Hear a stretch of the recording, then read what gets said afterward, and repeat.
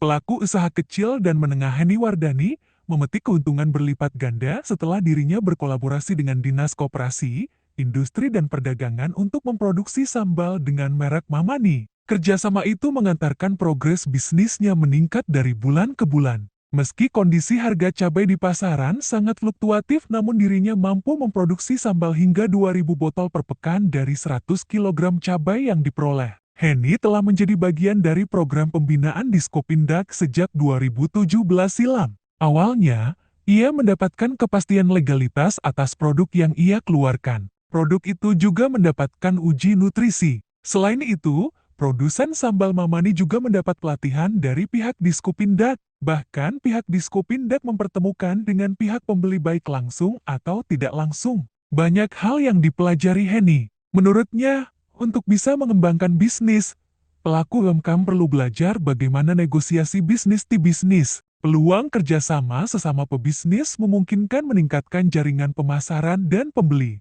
Heni mengungkapkan, dirinya mulai merambah kerjasama dengan beberapa kampus di Kota Malang. Melalui Genpro Danau B, ia dapat teman-teman dan alat produksi baru juga. Bahkan saat ini, produk sambalnya dilirik oleh konsumen dari luar negeri. Heni mengatakan bahwa produknya mampu menembus konsumen luar negeri karena kualitas cita rasa yang ia jaga. Tak tanggung-tanggung, sambal Mamani mampu menjangkau Malaysia, Hong Kong, Jepang, Turki, Inggris hingga Amerika Serikat. Sambal Mamani telah memiliki 23 varian rasa, mulai dari produk bawang merah super pedas, Hesiam teri pedas, balado jengkol, ikan asap gurih pedas, oseng tuna asap pedas dan masih banyak varian lainnya. Kedepan ia menargetkan mampu menembus pasar Jazirah Arab, terutama Arab Saudi. Oke, Bu, bisa dijelaskan cerita awalnya bikin usaha sambal itu gimana? Awalnya karena saya suka pedes ya, pastinya saya suka masak kayak gitu. Terus dulu sering beli sambal kemasan, akhirnya coba untuk bikin sendiri, tapi untuk konsumsi pribadi.